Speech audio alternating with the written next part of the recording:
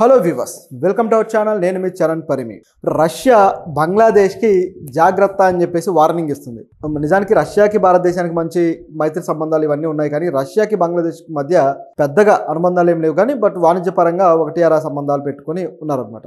అయితే ఈ పరిస్థితుల్లో ప్రస్తుతానికి బంగ్లాదేశ్ ఎటువంటి సిచ్యువేషన్లో ఉందో మనందరికీ తెలిసిందే. బంగ్లాదేశ్లో ఇప్పుడు రాజకీయ అనిస్థితి ఏ విధంగా ఉంది. సో అక్కడ తాత్కాలిక ప్రధానమంత్రిగా మహమ్మద్ యూనస్ గారు ఉన్నారు. సో ఆయన కూడా ప్రజలు ఎన్నుకున్న ప్రధాని అయితే కాదు. సో ఏదో మొత్తానికి అంతర్యుద్ధం ఒకటి చెలరేగి హసీనా గారు ఇటు వచ్చేయడము, తర్వాత ఆయన్ని బలవంతంగా అందులో కూర్చోబెట్టడం జరిగింది. కాబట్టి ఇప్పుడున్న ప్రభుత్వం అనేది ప్రభుత్వానికి సంబంధించిన అనేక అంశాల్లో అనేక విషయాల్లో ఒప్పందాల్లో అవగాహన ఉన్న ప్రభుత్వం అయితే కాదు. అసలు గత ప్రభుత్వం ఏమేమి ఒప్పందాలు చేసుకుంది ఏంటి అనేది ఈ ప్రభుత్వానికి ఏమాత్రం తెలియదు. సో ఇటువంటి సిచ్యువేషన్లో వీళ్ళు రకరకాల సమస్యలు ఎదుర్కొంటున్నారు. ఇప్పుడు ఇవన్నీ తెలుసుకోవడానికే షేక్ హసీనా గారు మా దేశానికి పంపించేయండి అని చెప్పేసి ఇండియాకి రిక్వెస్ట్ చేస్తున్నారు. కానీ ఇండియా మాత్రం దీనికి సంబంధించి ఏమాత్రం స్పందించలేదు. అసలు ఆవిడ ఇండియాలో ఉందా లేదా అన్న విషయానికి కూడా ఒక డౌట్ క్రియేట్ చేసి పెట్టారు. నిజానికి ఆవిడ ఇండియాలోనే ఉంది. ఎందుకంటే ప్రపంచంలో ఏ దేశానికి వెళ్ళినా అంటే ఆ దేశానికి వెళ్ళడానికి పర్మిషన్ అయితే పెద్దగా రాకపోవడాలు, అదేవిధంగా లండన్కి వెళ్ళాలనుకున్న పర్మిషన్ రాకపోవడాలు ఇవన్నీ జరిగాయి. ఇక వేరే కంట్రీకి వెళ్తే దొరికిపోయే అవకాశం ఉందని చెప్పేసి వెళ్ళడం లేదు. ఇండియానే ఆవిడకి సేఫ్గా భావించారు. నిజం చెప్పాలంటే ఆవిడ టీనేజ్ అంతా ఇండియాలోనే గడిపారు. ఇక్కడే చదువుకున్నారు, ఇక్కడే జీవితాన్ని గడిపి ఆ తర్వాత మళ్ళీ బంగ్లాదేశ్ వెళ్ళి అక్కడ రాజకీయ జీవితం స్టార్ట్ చేశారు. సో ఇది ఇక్కడ జరిగిన సంఘటన. అయితే ఎందుకు బంగ్లాదేశ్ మీద రష్యా ఎంత నిప్పులు కక్కుతుంది అని గమనించి చూస్తే బంగ్లాదేశ్కి రష్యాకి మధ్య ఒక విషయంలో ఒప్పందం జరిగింది. అదేంటంటే రూప్పూర్ క్షిపణి ప్లాంట్, రూప్పూర్లో క్షిపణి ప్లాంట్ అనేది నిర్మించాలని చెప్పేసి బంగ్లాదేశ్ ఆ షేక్ హసీనా గారి ప్రభుత్వంలో నిర్ణయం తీసుకొని దానికోసం ఆ ఏర్పాటుకి రష్యా నుంచి డబ్బులు అప్పు తీసుకున్నారు. దాదాపు $12.64 బిలియన్ అప్పు తీసుకున్నారు.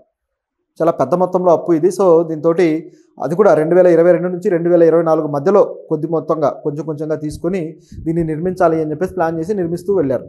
సో అది ఇప్పుడు చివరి దశలో ఉంది. సో ఈ క్రమంలో ఇక చెల్లింపులు ఇక నెక్స్ట్ నుంచి స్టార్ట్ చేయాల్సిన పరిస్థితి అయితే ఉంది ఈ ఏడాది ఎండు నుంచి. కాబట్టి ఈ అప్పుకు సంబంధించి ఆ వడ్డీలు కూడా భారీ స్థాయిలోనే ఉన్నాయి, తక్కువ అయితే లేవు. రష్యా 4% వడ్డీ వేసింది దీని మీద. దాంతోపాటు మళ్ళీ లేట్గా కట్టాల్సి వస్తుందని చెప్పేసి లేట్ ఫీజు కూడా 2.4% వడ్డీ అయితే వేయడం జరిగింది. సో ఈ ఏడాది ఎండ్కి $480 మిలియన్ ఏడాది ఎండ్కి కట్టాలి. దాంతోపాటు లేట్ ఫీజు కూడా కలుపుకుంటే అది కూడా $150 మిలియన్ ఉంది. సో ఈ రెండు కలుపుకుంటే దాదాపు $630 మిలియన్. ఇదంతా ఈ $630 మిలియన్ ఈ సెప్టెంబర్ 15కే కట్టాలి. సో ఈ నెల ఇంకా 2 రోజుల్లో. అంటే ఇంత మొత్తం ఒక్కసారిగా కట్టాల్సి రావడంతో ఈ తాత్కాలిక ప్రభుత్వానికి ఏం చేయాలో అర్థం కాలేదు. డేట్ వస్తుంది ఏంటి పరిస్థితి అని చెప్పేసి వీళ్ళు ఆలోచనలో పడ్డారు. సో వీళ్ళు కట్టరేమో అని ముందే డౌట్ వచ్చింది. ఎందుకంటే ఇక్కడ రాజకీయ పరిస్థితి ఏ విధంగా ఉందనేది రష్యా మొదటి నుంచి గమనిస్తూనే వస్తుంది. సో వీళ్ళు కట్టకపోవచ్చు అని ఆలోచించి రష్యా ఏం చేసిందంటే ముందుగానే వార్నింగ్ ఇచ్చింది. మీరు ఇవి కానీ ఎగ్గొడితే మేము ఒప్పుకోము, ఖచ్చితంగా మీరు కట్టి తీరాల్సిందే, అంటే ఎప్పటికప్పుడు బకాయిలు మీరు కడితేనే లేకపోతే ఊరుకోమని చెప్పేసి వార్నింగ్ ఇస్తూ ఆ కట్టేది కూడా మీరు ఒకటి అమెరికన్ డాలర్స్లో అయినా కట్టండి, లేదంటే పోయిందబ్బా అమెరికన్ డాలర్స్ ఇదంతా తీసేయండి మళ్ళీ చెప్తా. ఒకటి వచ్చేసి మీరు డాలర్స్లో అయినా కట్టండి, లేకపోతే చైనీస్ యువాన్స్లో అయినా కట్టండి, ఏదో ఒక కరెన్సీ రూపంలో మీరు దీన్ని కట్టి తీరాల్సిందే అని చెప్పేసి హుకుం అయితే జారీ చేశారు. ఇప్పుడు ఏం చేయాలో అర్థం కాని పరిస్థితిలో బంగ్లాదేశ్ పడింది. పైగా బంగ్లాదేశ్ కొత్త ప్రధాని రిక్వెస్ట్ కూడా చేస్తున్నారు. మీరు ఆల్రెడీ మాకు ఇంతదాకా టైం ఇచ్చారు, దీన్ని ఇంకొంచెం ప్రొలాంగ్ చేసి ఇంకొద్దిగా ఎక్కువ టైం ఇవ్వండి. మామూలుగా అయితే ఈ బకాయిలు మొత్తాన్ని 2027 వరకు పూర్తి చేయాలి, అంటే కొద్దిగా కడుతూ ఆ టైంకి పూర్తి చేయాలి. కానీ మాకు ఇంకో 2 ఏళ్ళు అదనంగా ఇవ్వండి, 2029 వరకు కూడా కట్టే వెసులుబాటు మాకు ఇవ్వండి అని చెప్పేసి రిక్వెస్ట్ చేశారు. కానీ ఇప్పుడే ఇంత డిమాండ్ చేస్తున్నారు, 2 రోజుల్లో కట్టాల్సి ఉంటే ముందుగానే ఈ విధంగా అడుగుతున్నారంటే ఇక దానికి సంబంధించి ఏదైతే ఆ బకాయి కొంచెం పోస్ట్ పోన్ చేయమని అడగడానికి ఛాన్స్ ఉంది కదా. సో అడిగారు కదా, దీనికి ఏమాత్రం రష్యా ఒప్పుకునే పరిస్థితులు అయితే ఇప్పుడు లేదు. ఇది ఇక్కడ సిచ్యుయేషన్. సో దీన్ని బట్టి చూస్తే బంగ్లాదేశ్కి రష్యాతోటి పెద్ద తలనొప్పి వచ్చి పడిందని చెప్పాలి. సో ఇటువంటి ఒప్పందాలు, ఇటువంటి అప్పులు బంగ్లాదేశ్ ఇప్పటికే చాలా దేశాలతో చేసి ఉంది. కాబట్టి ఇప్పుడు బంగ్లాదేశ్ కంగారు పడుతుంది. గత ప్రభుత్వ హయాంలో చైనాతోటి కూడా కొద్దిగా మైత్రి పెంచుకోవడానికి ట్రై చేశారు. నిజానికి బంగ్లాదేశ్ భారత్కి చాలా మిత్రదేశము. బంగ్లాదేశ్కి భారత్కి ఒక చారిత్రక అలాగే సాంస్కృతిక అనుబంధాలు ఇవన్నీ కూడా ఉన్నాయి. కేవలం మిత్రం అంటే మిత్రత్వం కాదు, రష్యాతో ఉన్న మిత్రత్వం లాంటిది కూడా కాదు, ఇంకా ఎక్కువే ఒక రకంగా. ఎందుకంటే బంగ్లాదేశ్ చాలా విషయాల్లో ఇండియా మీద కూడా ఆధారపడుతూ ఉంటుంది. సో ఇండియా బంగ్లాదేశ్కి ఒక దన్నులాగా నిలబడుతూ వస్తుంది. సో ఇటువంటి పరిస్థితుల్లో ఇండియాకి వ్యతిరేకంగా ఉన్న చైనాతో మైత్రి పెంచుకోవాలని ఆలోచించి అటువంటి ప్రయత్నం చేసి చైనా దగ్గర కూడా అప్పు తీసుకొని ఇక్కడ ప్రాజెక్టులు పెట్టడానికి ప్రయత్నించారు గతంలో. ఆ విధంగా చైనా బాగానే అప్పు కూడా ఇస్తూ వెళ్ళింది. సో తర్వాత చైనా ట్రాప్ అర్థమయ్యి కొద్దిగా చైనాకు దూరం జరగడానికి ప్రయత్నించింది. అప్పుడు చైనా కొద్దిగా వార్న్ చేయడానికి ట్రై చేసినా సరే బంగ్లాదేశ్ అయితే వెనక్కి తగ్గలేదు. సో ఇంత జరిగిందన్నమాట. చైనా ఎప్పుడు కూడా ఈ ఫైనాన్షియల్ ట్రాప్ ఒకటి డిజైన్ చేసి ఆ ట్రాప్లో ఆ దేశాలను విరిగించి ఆ తర్వాత ఆ దేశాల మీద పెత్తనాన్ని చెలాయించడానికి చైనా ముందుకెళ్తూ ఉంటుంది. శ్రీలంక మీద అదే విధంగా చేసింది. శ్రీలంకకి మితిమీరిన అప్పులు ఇచ్చి అవి శ్రీలంక కట్టలేని పరిస్థితికి వచ్చాక ఇక చేతులు ఎత్తేసింది దివాలా తీసి. అప్పుడు అక్కడ ప్రాజెక్టులు మేము డెవలప్ చేస్తామని ప్రాజెక్టులు తీసుకొని తిరిగి తమ సైన్యాన్ని ఇక్కడికి రప్పించడం, అలాగే తమ వ్యాపారానికి ఇక్కడ మనుషుల్ని అంటే లైక్ అక్కడ ఏదైతే పనికిరాని వస్తువులు లేకపోతే పనికిరాని ప్రోడక్ట్స్ ఉంటాయో వాటన్నిటిని ఈ శ్రీలంకకి అప్పచెప్పడం, శ్రీలంకకి అంటగట్టడం ఒక రకంగా. సో ఈ రకంగా చేసుకుంటూ వచ్చింది. అదే పద్ధతిలో బంగ్లాదేశ్ను కూడా చేద్దామని చైనా ప్రయత్నిస్తే అది బెడిసి కొట్టింది. ఇదొక యాంగిల్ అయితే మన ఇండియాతో కూడా బంగ్లాదేశ్కి ఇటువంటి ఒక విధమైన తలనొప్పే ఉంది. ఏంటంటే ఇండియాతోటి బాగానే ఉన్న షేక్ హసీనా గారు ఇండియాకి మిత్రత్వం నడిపిస్తారు కాబట్టి బాగానే ఉంది అప్పటిదాకా. కానీ కొన్ని విషయాల్లో మాత్రం ఆర్థికంగా ఇండియా మీద ఆధారపడడంతో ఆ విషయంలో ఆ దేశంలో కూడా కొంచెం వ్యతిరేకత వచ్చింది.